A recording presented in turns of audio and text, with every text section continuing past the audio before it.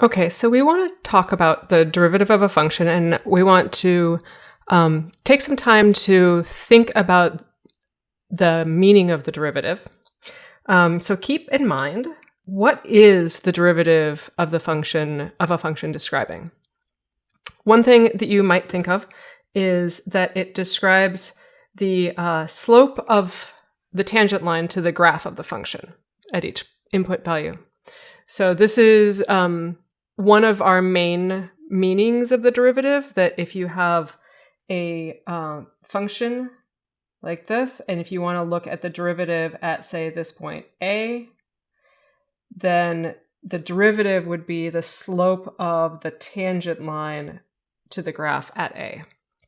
And so at every different point, we would have a different slope. Okay? And thinking about the application meaning, if you're thinking about a function not just as a graph, but as having some sort of application, then that slope actually describes the rate of change of the function. So it's the instantaneous rate of change of the function at each input value. So when you're looking at this function again, and I'm going to just sketch the graph of basically the same function, you might describe this function as increasing, and then it decreases slightly, and then it increases a bit. And maybe it's like you could even say, like, at this interval, it's increasing sharply, and then it from here to here, then it's decreasing, like, very, very gradually, right? So those concepts can be described through slope as a number, but the slope also describes a rate of change. It's like, how much is this function changing and in which direction? All right, so we're going to use these concepts as a basis for sketching a graph of a derivative of a function. So we're going to look at this function. Here's a function given as a graph, and we want to sketch the graph of f prime. So what I'm going to do is I'm actually going to put a new set of axes underneath this one so that I can kind of align my x values. And actually, before I do that, one of the things that we want to look at is just sort of, can we describe what this function is doing? If I was to describe what this function is doing, I would say it starts out negative, and it decreases a little bit, and then it increases for a while, and then it decreases and then slows down its increase, flattens out, and then decreases again, and then sort of flattens out. Okay, so the derivative is really going to be a picture of that description. If I kind of look at individual portions of this, I might see, that in this interval here, to the left of this point, the derivative is negative because the function itself is decreasing. Right? And from that x value to this other x value, this next x value here, in this interval, let's see, maybe I'll choose a different color. In this interval here, the function itself is increasing, which means that the slope of the tangents is going to be positive. Positive slopes means it's rising from left to right, or it's an increasing function. So the slope of the tangent is positive. That means the derivative is positive. Okay, and then I would look from this point to this next point. We have the function is decreasing, which means its derivative is negative. And again, from there on, the function is decreasing,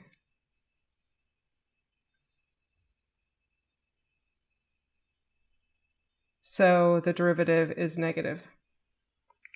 Okay, so now if I want to actually graph that function, graph the derivative of the function, I'm going to set up a new set of axes, but one where the derivative, I can kind of line up the x values. I'm going to have both positive and negative values of my derivative, so I'm just going to put my x-axis kind of in the middle.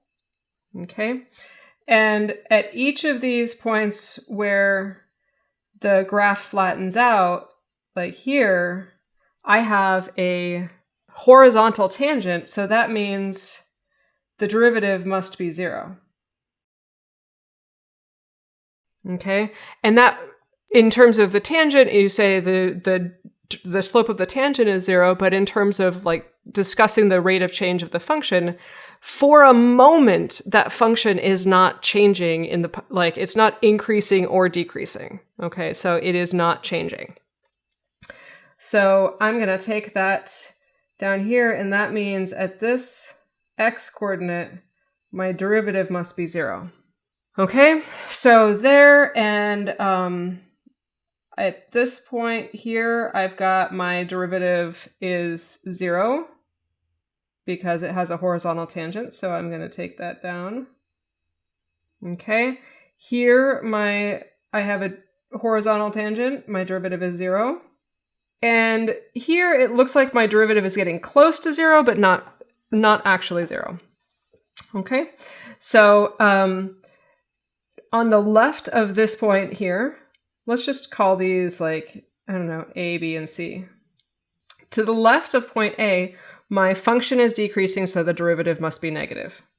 So I don't know what kind of negative. It looks like it's kind of a slightly bigger negative at the end and then a smaller negative, and it kind of comes into being 0 there. Now between A and B, my function is increasing, so the derivative is positive. And I might kind of guess, like, where is the steepest part of this curve? Maybe the steepest part of the curve is like there. And it looks, I mean, I can kind of guess what that slope is. It's not really that important, but I'm going to say that's kind of my steepest part of the curve. So that's going to be the highest point of my derivative. Okay, and the derivative has to go back to 0. The derivative is 0 at A and the derivative is 0 at B. Okay, and then here from B to C, my derivative is 0. Or sorry, my derivative is negative. This looks like maybe the steepest part of the curve is this. So this is going to be like the biggest negative is kind of in the middle. And it looks like it gets pretty big negative. Okay. And then at this point, after point C, my derivative continues to be negative, and looks like my steepest part of the curve is right around there. So that's going to be like the biggest negative. And I'm going to actually, I think I'm going to erase this so I can have a little bit smoother transition. It's going to come back to being negative. And then around here is my steepest part of the curve. And then the derivative gets closer and closer to 0. But it still looks like it continues to be negative. So maybe it looks like that.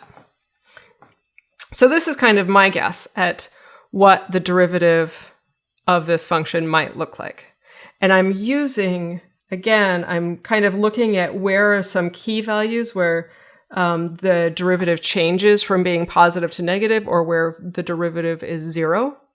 Okay, so at these places where we have horizontal tangents, I can say from, like, in this interval from A to B, that whole time the function is increasing, so the derivative is positive. And from B to C, that whole time the function is decreasing, so the derivative is negative. So I'm just kind of using that piece by piece. So I would encourage you to, you can print this out or pick up some of your own examples and see if you can sketch the graphs of derivatives of these functions. I have these two functions here. You might want to take a screenshot or just pause the video and see if you can do it. And then there's these two functions here. And I added a little bit of a challenge with that last one. Okay, let's take a look at this first one. Hopefully you have paused the video and actually tried this on your own, okay?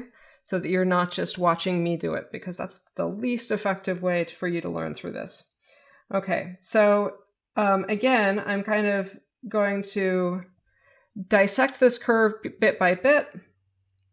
Things I see right around at this point, it looks like I have a horizontal tangent. And then at this point, I have a horizontal tangent. So this is a pretty straightforward function. It looks like to the left of this point, we have the function is increasing. So its derivative is positive. I'm just calling this f for no particular reason. And then between these two x values, we have the function is decreasing, right?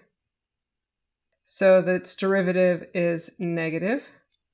And then for the rest of the domain, we have the function is increasing. So its derivative is positive. So let's take a look, and I'm going to have both positive and negative values here. So I'm going to make room on top and bottom of my graph. And I'm going to first line up these points where, here we have a horizontal tangent. So the derivative is 0. So there and also here. Okay, so at those 2 points, I'm going to bring those down. So the derivative has to be 0 here, and the derivative has to be 0 at this point. And now I'm looking at, so for this part, the derivative has to be positive. It looks like the steepest part of that curve is probably right at the end. That's the steepest part of the curve. So I'm just going to sort of say that's some big number over here. Okay. And the curve is going to come, and then the derivative is going to come down to be 0 at this point. I made a straight line, but that may or may not be the case. This piece, we have the function is decreasing, so the derivative is negative. I'm going to guess it looks kind of like the steepest part of the curve is right in the middle there. So that's probably the biggest negative number. I'm going to say it's right around there. Okay. And here, the function is increasing, so its derivative is positive. It looks to me like the steepest part of the curve is really at the end, so I'm just going to call this some number up there. Okay. Now, if I was to get a little bit more precise about this, I'm just going to say it, and not precise, but sort of clean up my picture. It looks maybe a little bit like a quadratic, like a parabola. Okay, so that's my best guess at y equals f prime of x. All right, let's look at this other one. I'm just going to call this G for variety's sakes. And this is actually interesting because you might notice that some symmetry here, that the function G looks like it's an even function. Okay, and so you might ask yourself, if I have an even function, is there symmetry to the derivative? And of course, there really, really should be symmetry in the derivative. So the question is, what kind of symmetry should there be? So let's actually look at this. I'm going to first do my little analysis. Notice I have only one horizontal tangent here. So there we have a horizontal tangent. So G prime of 0 equals 0. Okay. And then basically then we have the graph split in half so that on the left side, G is increasing. So G prime is positive. And on the right side, g is decreasing, so g prime is negative. And we might also kind of notice that as we get closer and closer to this side, the graph is flattening. So g prime is near 0. I'm going to say approximately 0. And that's also true here.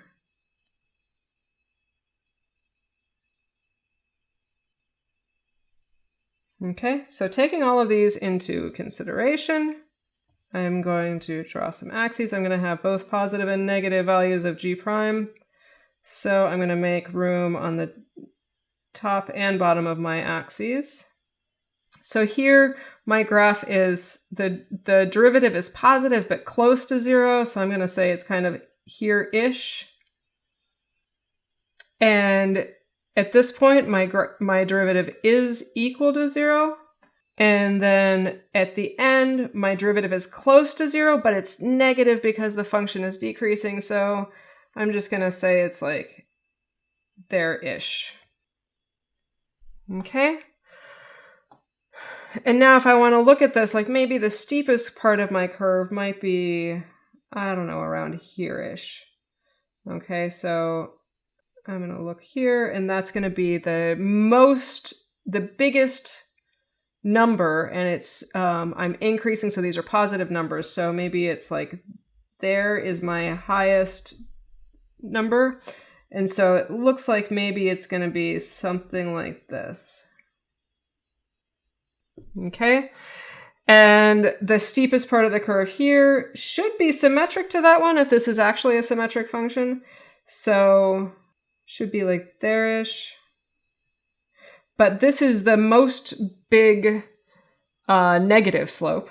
So that negative slope should be right around here. Now, honestly, if this graph really is symmetric, then that negative slope should be the same size as the biggest positive slope over here. So you might actually be cluing in here to the fact that if the function itself is even, has even symmetry, then the derivative should have odd symmetry. Okay, so again, what we see, we kind of nail down this point where the derivative is 0. And I say, you know, the derivative is positive here, but close to 0. I say this whole left portion of the screen, the derivative is positive because the function is increasing. So I make my derivative positive, and I kind of find what looks like the steepest part of the curve and make that my maximum point. And then here on the other side, the function is decreasing, so its derivative is negative. Close to the end here, the derivative is close to 0. And I find that steepest part of the curve, that's going to be my maximum negative number, or it's actually a minimum value of my derivative.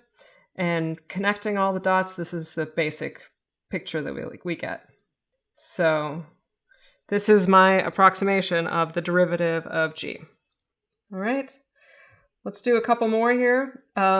Looking at this one, if I want to ask what is my derivative of this function, let's name it h. And so for h, looking for places where the derivative is 0 or kind of interesting places, you'll notice the function is always decreasing. Okay, so g is always decreasing. So g prime is actually negative always. And so here we have the function is steepest over here. And over here we have my, I don't know why I call this g, h prime. So in this direction, h prime is getting closer to 0, right? Because the function is flattening out, so the derivative should be very small. The slopes of the tangent lines are going to be very small. So putting all this together, I'm going to draw some graphs, draw myself a new set of axes, And because I am only going to need negative values for my derivative, I'm going to put my x-axis up high here to give myself a bunch of negative space there. Okay, so it looks like my derivative is closer to 0 here, but still negative. And here, this is the steepest part, so it's probably going to look a lot like the same shape as the original function. Okay, we'll find out if you recognize this. This looks like it might be something related to an exponential function. And of course, its derivative looks like it's related to an exponential function. We will find out later on that derivatives of exponential functions are exponential functions. Okay. This last one is kind of interesting because the function is continuous, but its derivative actually changes very sharply. Okay. So we can pull this apart quite a bit. Like from now, I've ignored scale on the previous functions, but for k, I'm actually going to name this. I'm going to say that this is 4 and this is -4. So between 4 and -4, the function is linear. Okay. And if you want to look at what the slope of a tangent line is, if you want to look at the slope of this tangent line versus the slope of this tangent line versus the slope of this tangent line, the slope is the same. It's a constant slope all the way across there, as opposed to like in H, where the slope is changing. Here the slope might be -1. Here the slope might be -0.8. Maybe the slope is -0.7 here. Okay, so in this one, the slope is changing, but in k, the slope is the same all the way from this input value to this input value. And we can actually say it looks like the slope is 1. Okay, that tells us that k prime is 1 for x between -4 and 4.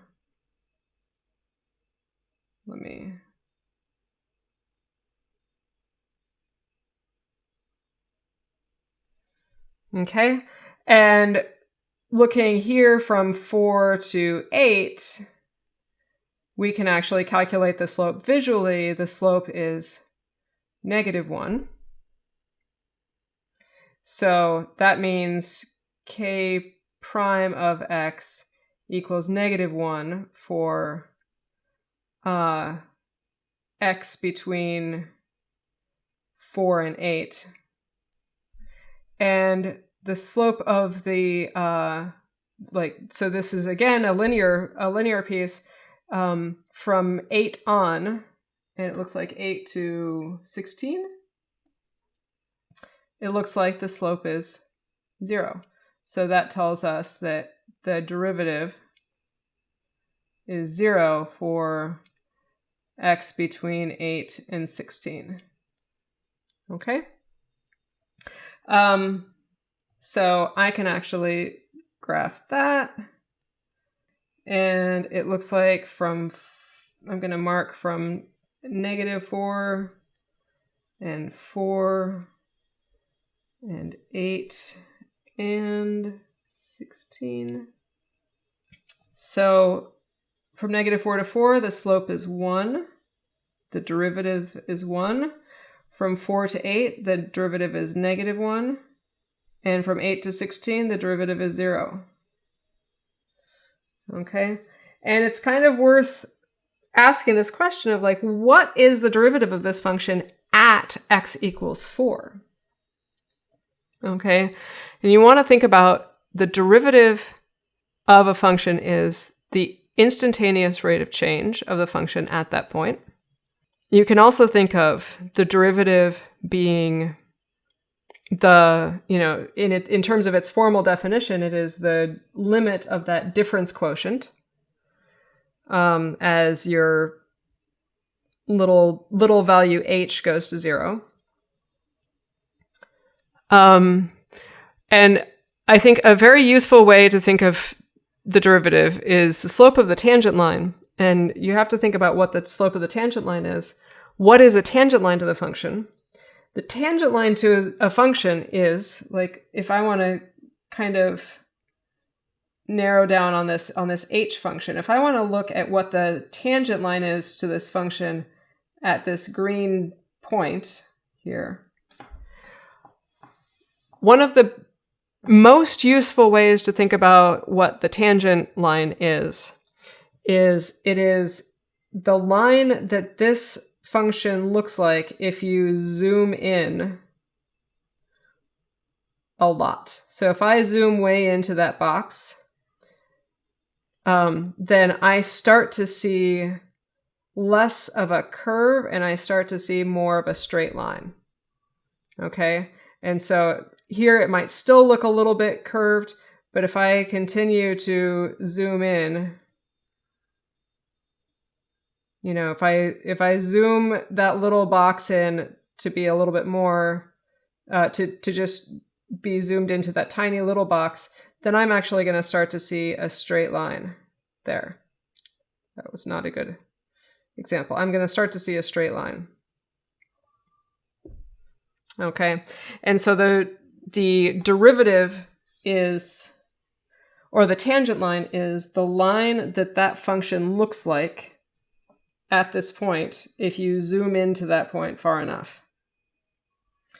And if I look at what is happening at the point 4 in my function k, no matter how much I zoom in to this point, anytime I zoom in, I'm going to see always this v, right? No matter how much I zoom in. So I can zoom in here again, make this a bigger window, and I'm still going to see a v. And that tells me that there is no derivative. There's no tangent line at the function, or sorry, at the point x equals 4. So there is no derivative at x equals 4. So I would need to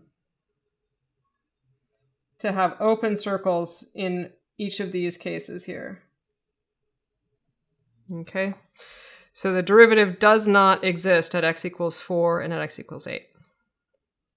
Okay, I